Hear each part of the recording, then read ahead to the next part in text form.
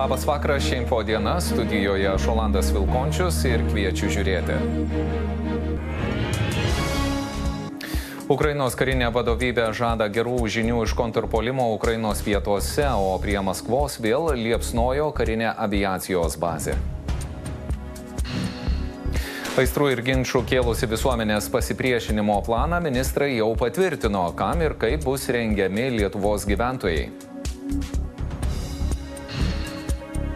Guodžianti prognozė, lubas pramušusios nekilnojamojo turto kainos augti nustoti turėtų dar šiemet, tačiau pasak ekspertų pigimo nebus.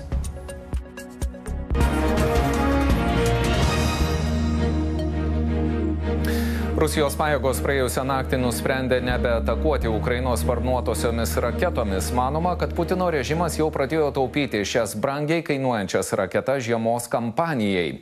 Praėjusią žiemą rusai tokiomis raketomis nuolat daužė Ukrainos elektrinės ir pastotės, bet ši žiema turėtų būti kitokia.